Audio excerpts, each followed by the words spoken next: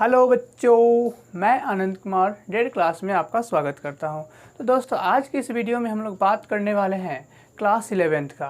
तो दोस्तों, आज से हम लोग जो है क्लास 11th का जो केमिस्ट्री सब्जेक्ट है वो स्टार्ट कर रहे हैं। तो इसमें जो फर्स्ट चैप्टर है वो आज हम लोग पढ़ेंगे। इसका जो फर्स्ट चैप्टर है उसका नाम है रसायन विज्ञान की मूलभूत अवधारणाएँ, कुछ बेसिक कंसेप्ट ऑफ केमिस्ट्री। इसके बारे में हम लोग बात करेंगे फर्स्ट चैप्टर में।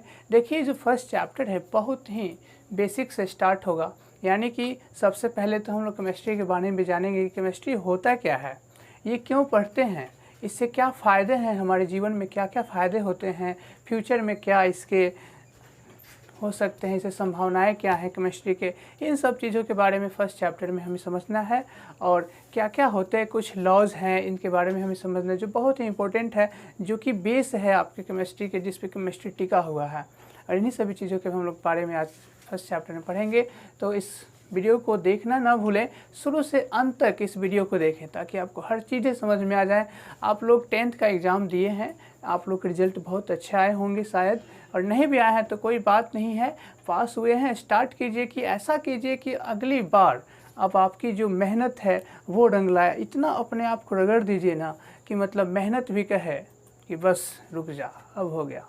इतना मेहनत करना है आपको। हम आपके साथ हैं, आपके मेहनत के लिए हम हमेशा प्रयत्नशील रहेंगे। आपके हर एक डाउट, हर एक क्वेश्चन आपके साथ हम शेयर करेंगे। आपको जो भी क्वेश्चन आए आप हमें बताइए, शेयर कमेंट कीजिए, या फिर हमारे व्हाट्सएप नंबर है वहाँ पे आप हमारे क्वेश्चन को पूछ सकते हैं। तो जो भी प्रॉब्लम आ रही है पढ़ाई से रिलेटेड, किसी भी टाइप की क्वेश्चन आपको मन में आ रहा है, हमारे बेफिक्र होकर के पूछ सकते हैं। हम यहाँ पर आपको उपलब्ध कराएंगे, साथ में नोट्स भी, और न्यूमेरिकल के साथ साथ में हर एक एग्जाम्पल टॉपिक को समझाते चलेंगे। तो चलिए आज के इस फर्स्ट चैप्टर को, फर्स्ट वीडियोस को स्टार्ट करते हैं। आपका जो है केमिस्ट्री की कुछ मूलभूत अवधारणाएं के बारे में बात करना है, बेसिक कंसेप्ट ऑफ केमिस्ट्री। चलिए स्टार्ट करते हैं। तो चलिए स्टार्ट करते हैं। फर्स्ट चैप्टर केमिस्ट्री का वो है रसायन विज्ञान की मूल अवधारणाएं, यानी कि इंग्लिश में इसे कहते हैं basic concept of chemistry. Class 11th का फर्स्ट चैप्टर है, यहाँ से स्टार्ट करते हैं। सबसे पहले हमें इस चैप्टर में जानना है कि रसायन क्या होता है, रसायन विज्ञान क्या होता है, रसायन शास्त्र क्या होता है। तो देखिए, ये जो शब्द है केमिस्ट्री, ये एक यूनानी भाषा का एक शब्द है। यूनानी भाषा, यूनान देश में बोले जाने वाला एक भाषा है, उसको कहते हैं यूनानी भाषा। वहाँ एक शब्द यूज होता है कीमिया करके, एक वर्ड है कीमिया, ठीक है। इस कीमिया शब्द का जो अर्थ है वो होता है कि धातु निर्माण की कला, धातु निर्माण की कला। तो यूनान देश में ये जो धातु निर्माण की कला है, वर्ड जिसे हिंदी में कहते हैं कीमिया कहा जाता है, इसी वर्ड को क्या किया गया है, इंग्लिश में केमिस्ट्री कहते हैं, और ये रसायन विज्ञान कहलाता है। वैसे तो रसायन विज्ञान का जो शब्द ये उत्पत्ति है उसको बहुत सारे शब्दों के कहा जाता है कि कहीं के लोग कुछ और कहते हैं, कहीं के लोग कुछ और कहते हैं, अलग अलग मान्यताएं हैं, लेकिन सबसे ज़्यादा प्रचलित यही है कीमिया वाला। एक तो कहा जाता है कि इसका वर्ड काली मिट्टी भी होता है, ठीक है। तो अलग अलग मान्यताएं हैं इसका, तो सबसे प्रचलित यही है कीमिया, जिसको यूनान के भाषा में कहा जाता है धातु निर्माण की कला। इसका शब्दोत्पत्ति है, केमिस्ट्री यहीं से बना है, ठीक है। अब पढ़ते क्या है केमिस्ट्री में, ये केमिस्ट्री होता क्या है। तो देखिए, केमिस्ट्री जो है एक विज्ञान का क्या है, आपका विज्ञान का एक शाखा है, जिसके अंतर्गत में हम लोग किसी पदार्थ के, उसके संरचना, उसके संगठन और उसके गुण और उनके रूपांतरण के बारे में, उसके गुणों के रूपांतरण के बारे में अध्ययन किया जाता है। हम क्या करते हैं कि केमिस्ट्री में जब चीज़ें पढ़ते हैं तो सबसे पहला चीज़ आता है आपका पदार्थ।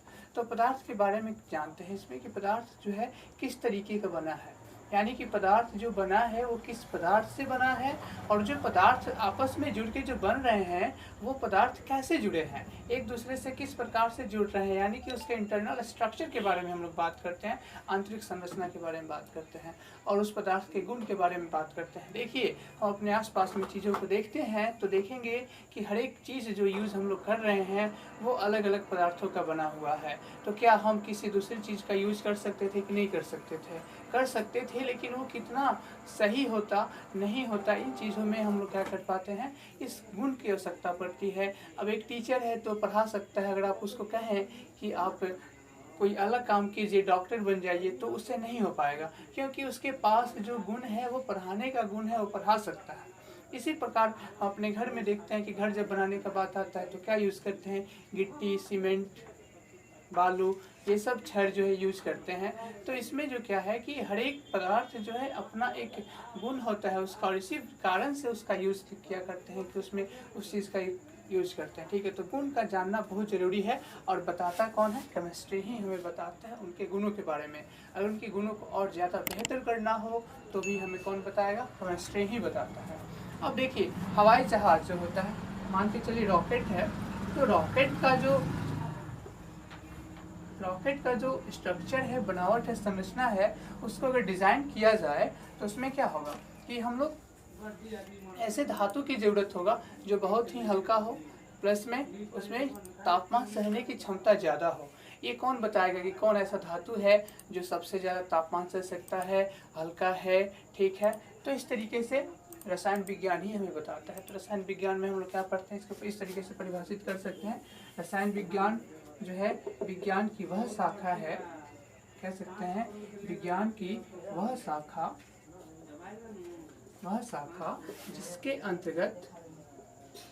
जिसके अंतर्गत पदार्थ के संघटक, संरचना, गुण के बारे में अध्ययन करते हैं। तो इस तरीके से हम लोग क्या कर सकते हैं, परिभाषित कर सकते हैं रसायन विज्ञान का। अब इसमें कुछ ऐसे शब्द हैं जिसको आप नहीं जान रहे हैं, जैसे कि पदार्थ क्या है। आप मन में सोच रहे होंगे कि पदार्थ क्या है, आपने पढ़े हैं पहले कि पदार्थ होता क्या है। हम अपने आसपास की चीज़ों को जो देख रहे हैं वे सभी पदार्थ हैं। अगर आपको पदार्थ के बारे में मालूम करना हो तो किसी भी चीज़ के बारे में अगर पता करना हो कि पदार्थ है कि नहीं है, तो उससे 3 क्वेश्चन पूछे। फर्स्ट क्वेश्चन ये, क्या उसके पास द्रव्यमान है, ठीक है। अगर द्रव्यमान है तो कहेंगे कि वो पदार्थ है। सेकेंड थिंग, वो उसमें आयतन होना चाहिए, यानी कि वो कुछ ना कुछ स्थान घेरना चाहिए, ठीक है। और तीसरा चीज़ है अवरोध का उत्पन्न करना, अवरोध उत्पन्न करना। अगर ये 3 चीज़ आप उससे पूछते हैं और उसका सही आंसर आता है हाँ, तो इसका मतलब है कि वो क्या है, पदार्थ है। जैसे कि हम बात करते हैं हवा के पास द्रव्यमान है, हाँ हवा के पास द्रव्यमान है। आयतन होता है, क्या स्थान घेरता है, जरूर स्थान घेरता है। जब हम एक गुब्बारे में हवा को भर देते हैं तो क्या होता है, गुब्बारा फट जाता है, यानी कि स्थान उसमें अब रहा नहीं हवा के लिए, इसलिए वो फट जाता है। तो हो गया आयतन है। अवरोध भी उत्पन्न करता है हवा, ये बहुत ही अच्छी तरीके से वाकिफ होंगे कि हवा क्या करता है, अवरोध उत्पन्न करता है।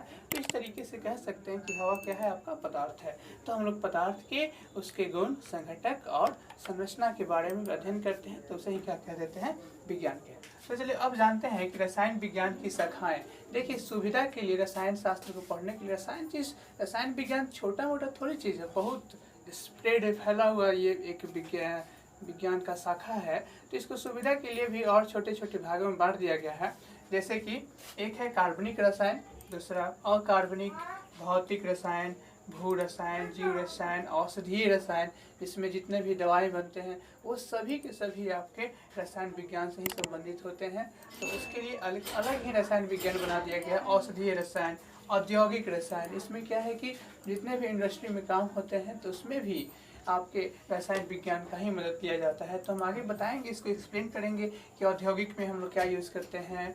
जितने भी हम लोग साइकिल वगैरह टायर देखते हैं, ये सभी चीज़ क्या है, आपके रसायन विज्ञान से ही तो बने हुए हैं।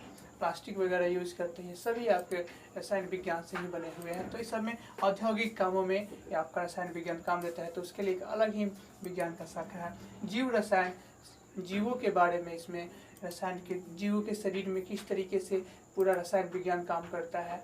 हमारा जो शरीर है वो पूरा उसमें क्या होता है, रासायनिक अभिक्रियाएं ही तो संपन्न होती है, जिसके कारण हम लोग एनर्जी प्राप्त कर पाते हैं, सांस लेते हैं, सांस छोड़ते हैं। हमारे शरीर के अंदर कोई ऑक्सीजन का बड़ा टैंक नहीं है जिसमें जाकर के ऑक्सीजन जमा होते रहता है, और कार्बन डाइऑक्साइड का कोई बड़ा टैंक नहीं जिससे निकलते रहता है। होता क्या है, ऑक्सीजन आता है, अभिक्रिया करता है, कार्बन डाइऑक्साइड जनरेट होता है, फिर वो बाहर निकलता है। तो इस तरीके से हमारा पूरा शरीर जो चल रहा है वो रासायनिक अभिक्रिया के ही बारे में है। तो इसमें हम लोग क्या करते हैं, आपके जीव रसायन में यही पढ़ते हैं कि हमारे शरीर के अंदर, चाहे जीवों के शरीर के अंदर में किस तरीके से कौन कौन सी रासायनिक अभिक्रियाएं हो रही हैं। हम लोग देखते हैं ना, हार्मोनल चेंजेस आते हैं, ये सभी के सभी क्या है आपके जीव रसायन के ही इसमें हम लोग अध्ययन करेंगे।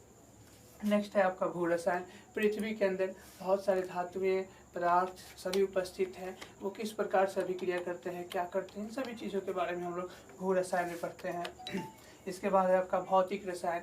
हम लोग जो पदार्थ देख रहे हैं उस पर किस प्रकार के बल, कौन कौन से वैद्युत रासायनिक बल वगैरह, ये सभी चीज़ों के बारे में हम लोग भौतिक रसायन पढ़ेंगे। हम लोग क्लास 11-12 में ये 3 चीज़ों के बारे में अधिक जानकारी प्राप्त करना है। कौन कौन से, कार्बनिक रसायन, अकार्बनिक और भौतिक रसायन। और है नेक्स्ट आपका अकार्बनिक। इसमें क्या करते हैं, तो अकार्बनिक में हम लोग वैसे यौगिकों के बारे में पढ़ते हैं जिसमें कार्बन नहीं हो, यानी कि वैसे पदार्थ जिसमें कार्बन नहीं हो उन्हीं के बारे में हम लोग पढ़ते हैं अकार्बनिक यौगिकों, अकार्बनिक रसायन। इसमें हम पदार्थों को बनाते हैं, उसके उपयोग के लिए क्या क्या चीज़ें हो सकती हैं, इन सब चीज़ों के बारे में हम लोग अकार्बनिक रसायन विज्ञान में पढ़ते हैं। और एक है कार्बनिक रसायन। ये बहुत ही ज़्यादा टफ एंड बहुत ही बड़ा ये एक रसायन विज्ञान का ब्रांच है, जो कि जिसमें हम लोग सिर्फ कार्बनिक यौगिकों के बारे में पढ़ते हैं। और इसके करोड़ों, एक टाइम था जब कहा जाता था कि कार्बन जो है वो सिर्फ जीवों में ही होता है, पाया जाता है, उसे हम लोग प्रयोगशाला में नहीं बना सकते हैं। लेकिन अभी का टाइम देखिए जा करके, अभी करोड़ों ऐसे यौगिक कार्बन के बनाए